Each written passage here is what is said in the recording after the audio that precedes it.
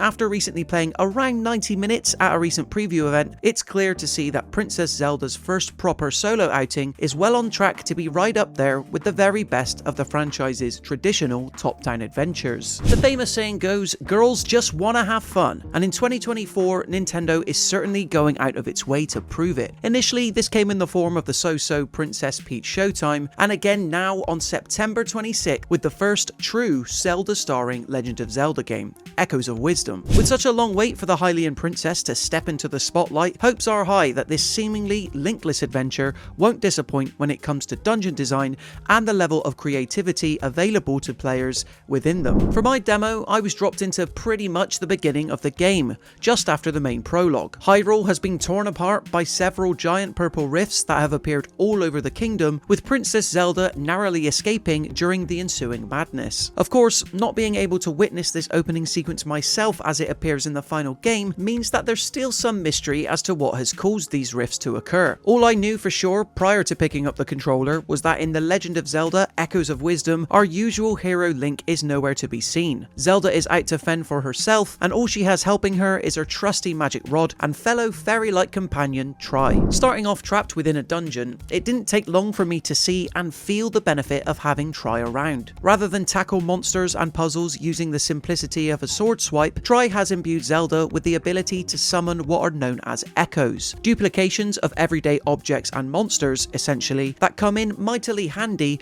when it comes to taking care of herself. The creativity of this game's central skill is made evident right away in the task to escape the cell. I was able to have Zelda summon a table which allowed her to hop on up and out through a crack in the wall. From here, it was regularly hit home in my Echoes of Wisdom demo just how relentless the final game will be with the number of echoes you can summon, and the kind of experimental and navigational puzzles you're able to solve using them. Having swum through the sewer system and arriving on Southern Beach, I came across Echoes of Wisdom's approach to combat. There really isn't any, at least not any traditional Zelda combat from what I played of the opening hours. Rather, the Echoes summoning system comes in handy yet again, with Zelda able to summon different types of monsters, already collected, to do battle on her behalf. That said, try only having 3 energy pieces to use halts any risk of you littering the screen with an army of creepy crawlies, though the effect of having 3 Zolds attack enemies still feels very satisfying in that I choose you Pokemon trainer sort of way. Summoning the echo of a rock to throw at a Zol to acquire its echo, and then summoning a Zol echo to attack a Keys to acquire its echo, you get the picture. There's a natural and steady cadence to the progression of how Zelda slowly acquires monsters and item echoes in the early hours, and almost all come in handy for a different purpose in the overworld. Whereas Zelda Breath of the Wild and Tears of the Kingdom make an entire open world your sandbox, here Nintendo has surprisingly managed to pull off the same magic trick, albeit in a much more contained and manageable format. The experimental side of echo summoning stems from the sheer number available to you. A humble crate, for instance, is a good enough way to get to hard to reach places when combined with the starting table, but then both are swiftly negated once you gain the ability to summon a trampoline that serves as a perfect 2-in-1 solution. Nintendo's decision to give each item a predefined amount of Tri energy also feeds into this mentality, as by summoning a trampoline, you're still only using 1 portion of Tri's energy compared to the 2 required to summon a table and then a crate. Even when it comes to monsters,